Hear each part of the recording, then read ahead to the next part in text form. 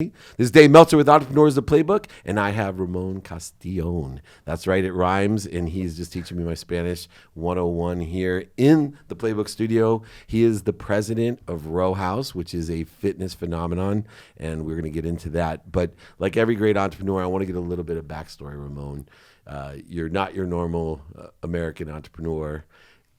How did you get into the entrepreneurial spirit? Yeah, well, first of all, thanks for having me. Oh, of course. For me, so we were sharing a little bit earlier, both my parents are from Mexico. They were migrant farm workers. I mean, I watched them grind for years growing up. And for me, it was to watch them work so hard. I felt a responsibility to try to make very good use of the opportunities that they put in front of me. And so when I entered the workforce for the first time, just right out of college, I went into finance, and I really enjoyed it, had a great time. But the one thing that really stood out to me was I felt like I was just making decisions about companies versus actually building companies up. And so from there, that kind of led me down this track of, hey, I want to build something. And so I went the traditional route and found opportunities at some bigger corporations. But even then, I just felt like something was missing. I felt like I was not outside my comfort zone. It was always, you had a specific responsibility, you did that, okay, what's the next thing I need to do? And you always felt like you were on this track. And so I wanted to... And where did school fall into that beyond the business side of it? How important was your education? I mean, coming from, immigrants, and, my family as well, education was, so important. Yeah. I had a single mom that worked like an immigrant, coming into this country, and I learned my work ethic the same way. My mom working 2 jobs, packing my dinner into a station wagon, and all the things that she did to keep food on the table. Yep. Really, I can't teach my children. I can't teach them what I experienced. But Where did education fall in for you? For me, it was just watching my parents. I mean, they worked so hard to give me opportunity, and I didn't want to waste that opportunity. So not a big fan of college or law school or business school, or did you? No, education was really important to them. Okay, it was very important to them. They didn't have an opportunity to go down that traditional track, and they wanted to provide a better life for their son. And so that's one thing that from day one they prioritized, and so they were able to get me into a good high school, and that high school provided me an opportunity to go to a great school. Yeah. And for me, it was, I wanted to make good use of that. And so that was for them, that was the biggest gift that they could give me. It wasn't a ton of money. It wasn't anything other than, hey, we want to provide you an opportunity to do whatever it is you want to do. I mean, what was really interesting was like when I went to college, I didn't have a great sound. I didn't have a ton of sounding boards. It wasn't like I could go talk to like a relative that had gone to college or something like that. You were first generation. Yeah, first generation. And so you get there and all you know is you're either supposed to be a lawyer, a doctor, or like an engineer. Right. It's one of those three things. I always say doctor, lawyer, failure. That's how I grew up. Yeah. So I get that. And I think it's important for people to know, that I sit on some admissions boards and help with both college and law school. And one of the biggest criteria for success is that a lot of universities look for first generation students as, regardless of your socioeconomic background, which is, looked upon more than anything, like to be a first generation because of you don't have anywhere to go, and to be able to excel without all the situational knowledge and relationship capital that your parents had because they went to Harvard or USC or wherever else. Yeah, they want to bring people to the school that have a different opinion. Initiative too. Yeah, that they challenge their peer groups around them. Like that's what they're trying to figure out is like how do I create the best possible student body? Yeah. And so it was a huge one for us. And what was unique for me was I think early on in college was when I started realizing I was a bird of a different feather. I remember calling up my mother and just being like, look, I don't think I'm going to be a doctor. I was doing the math. I'd made that call. Yeah. I was like doing the math. I was like, okay, 4 years of college.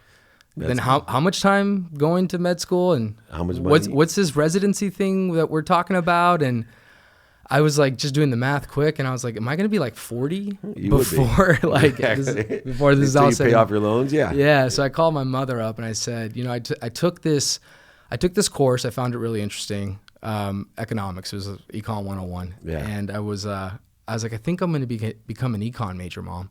And she goes, that's good. I heard econ majors can be doctors. And I was really? like, yeah, I was That's like, so good. I was like, no, that's not my point of this phone call. But ever since then, I realized that I gravitated towards just understanding business, and I gravitated towards understanding people. Like that was something that I felt like always was something that made me different versus everyone around me. Is I really felt like I understood people. I understood. What do you think is more important, understanding people or understanding the economic side of the business? I think they're both related. That's why there's this whole field called behavioral economics now. Back then, it was still very traditional economics, but now behavioral economics has become a bigger thing. It's being taught in schools. You can read a lot about it. And so I think they both go hand in hand. And but I think it's like if you're going to say which of the two you're trying to prioritize, it's people. I mean, People buy from people. Yeah, people buy on emotion, which it's is about relationships. Not taught. Yeah, yeah. I mean, there's so many times in my life where my relationships have been what has allowed me to move forward. You know, for me, there's a couple of things I always prioritize. One is always treat people with respect. Like that's a big role for me. Like it doesn't matter how they treat you.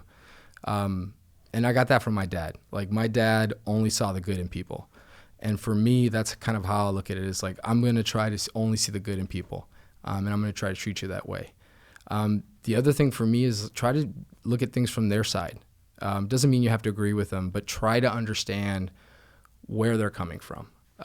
If you do those two things, if you treat people with respect and you really try to understand where they're coming from, that helps you understand how to move something forward, because you can't do it by yourself. There's absolutely no way that you can get anything done by yourself, anything big by yourself. You really need the community to help you do that. And that's always been a big thing for me is those two things. And that's kind of how I've functioned, whether it be early on when I was in finance or I had a stint where I worked for a big box operator. And then from there, I went and took on full-blown entrepreneurship. It was I went and scaled a boutique brand from one location to 5. And I knew nothing about scaling anything. Like we did everything from like, oh my gosh, we got to build a gym.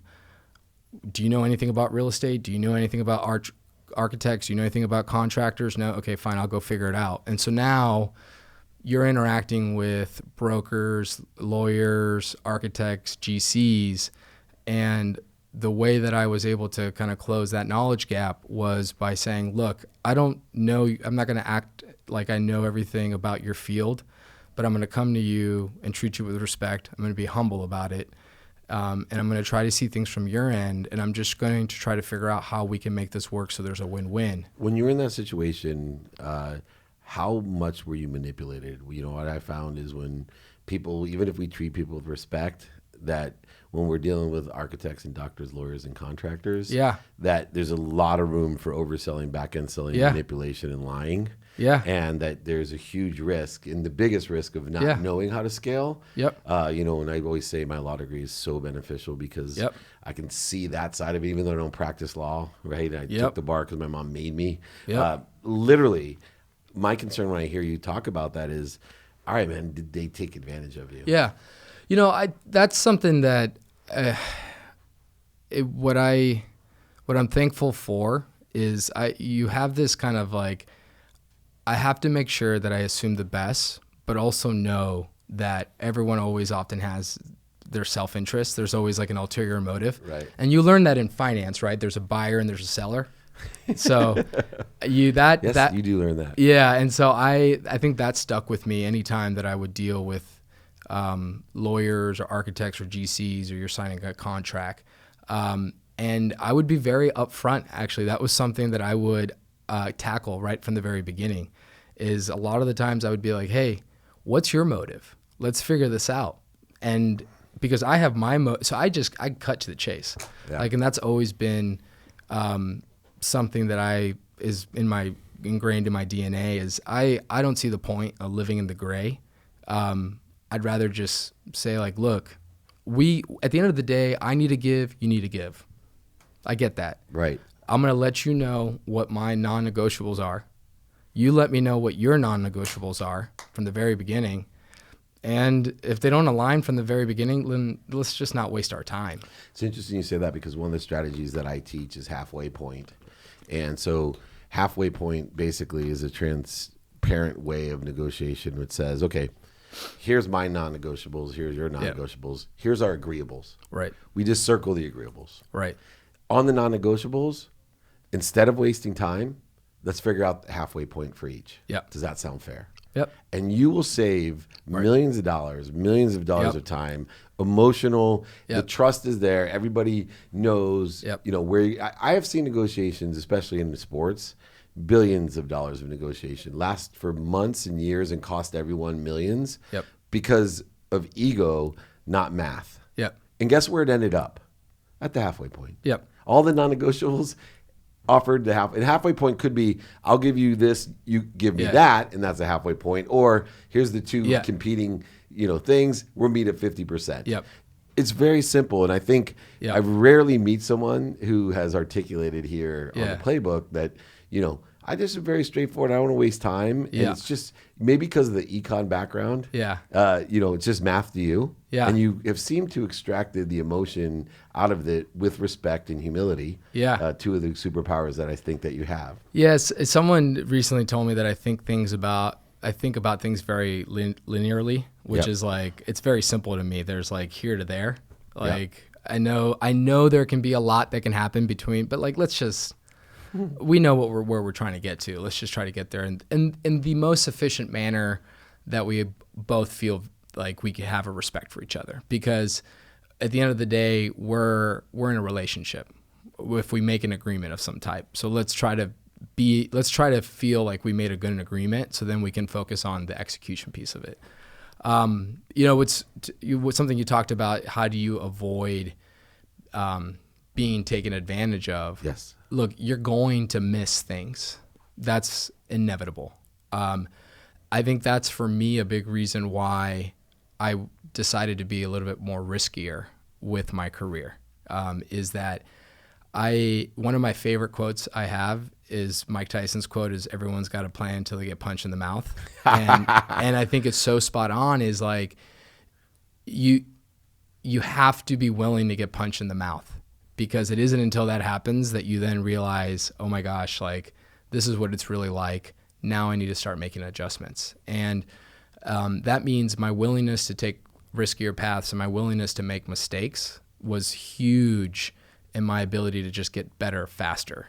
And that's something that was a big reason why I transitioned from kind of in this typical corporate setting that I was talking about early on to more of this like entrepreneur.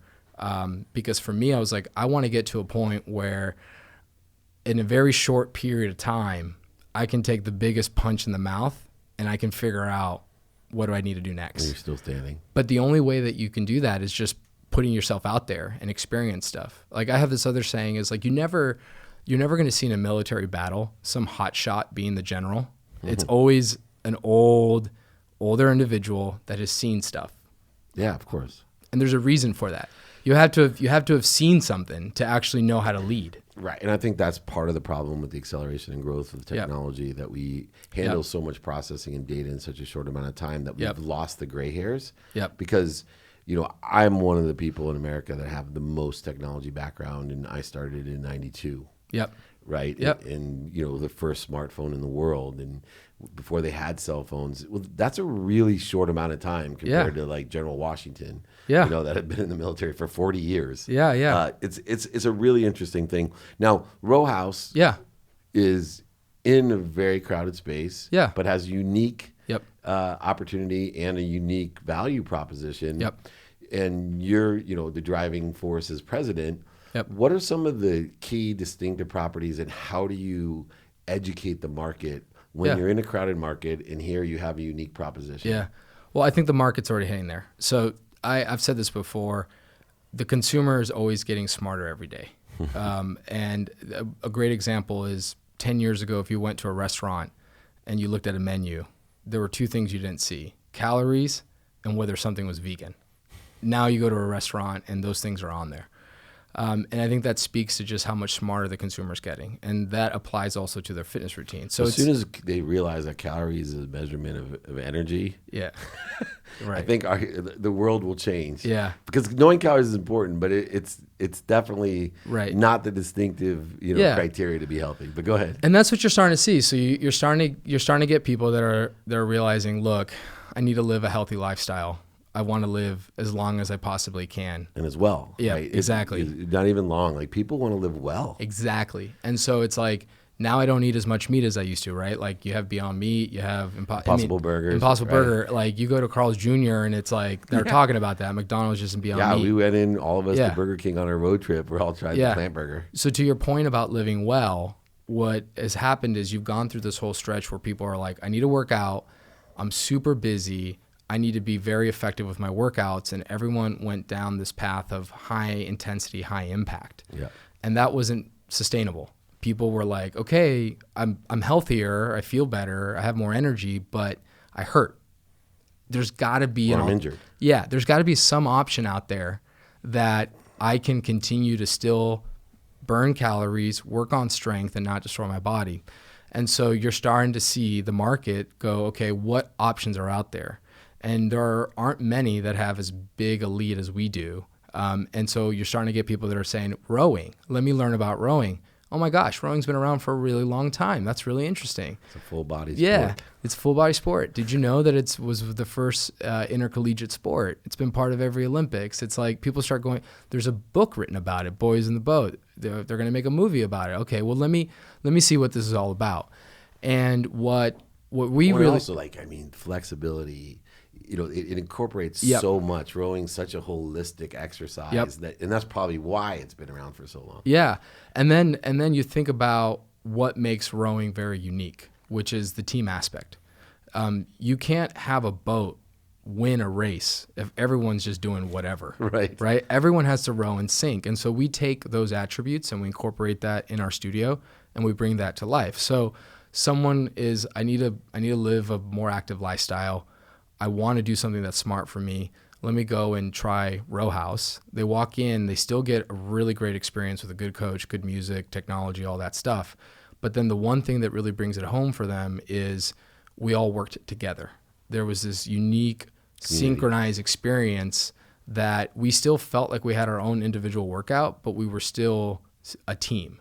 And that, for us in a crowded space, has really helped differentiate ourselves. So we're ahead of the curve in terms of being prepared for where people are going, which is workouts that don't destroy my body. And we've done a really good job of leveraging the sport of rowing to create an experience in the studio, because what you're going to find is, I think you're getting a lot of people that are going to be like, okay, we need to do something that's low impact. And they're going to introduce a piece of cardio that's low impact, but it's going to be a boot camp. It's not going to be an experience. It's just going to be what everyone has experienced before, versus what we're finding in our studios. People are coming in, they're like, this is something I can really get behind and I can do every single day, and I can continue to get better and better and better. Oh, and by the way, we say we can be part of the boat. So everyone becomes a crew, and now you've got the community and everyone, that's the motivation, the accountability. So yeah, I mean, it's a crowded space, but I go to sleep every night knowing that I feel that we've really have decided to do something different. And that's the key when you're trying to roll out a product, is you want to do something that people don't realize they need just yet. Right. And that's how I feel. That's what I feel like we've been able to accomplish with Row House, is that we got so far ahead with what people were starting to be like, oh, I should do more rowing. And now, I'm pretty excited about this year, because I feel like it's all coming full circle. I mean, you're seeing in magazines. Great example. Have you seen the Navy Federal Credit Union commercial where the two ladies are rowing? Yes. When were you ever going to see that? Right. Like, it's so good. Now it's on a commercial, and you're kind of like, huh, okay.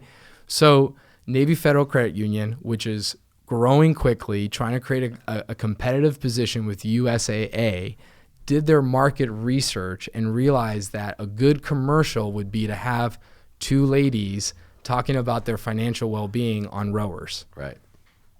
Good sign. Yeah. Last question, I believe coming from the immigrant side of things, Yeah. that we get extraordinary advice. In fact, the best piece of advice that I've got was from my grandfather, who sold, tires in the back of a truck Yeah. during the Depression, came over from Russia. Yeah. And, he told me you only need three things in life to be happy. One, you need a job that you love. Two, you need a liaison or your intimate partner that you Yeah. love, because she'll be the liaison between everybody, your intimate family.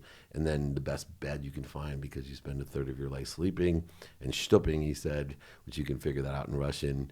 So those are just three simple things in life, and you'll be happy. Yeah. Which ironically changed my life, because that third of the life sleeping really put a hyper focus on me that people don't pay attention Yeah. to sleep. So Yeah. I started studying sleep, getting a sleep mentor, taking advantage of the subconscious and unconscious well-being while I'm just sleeping.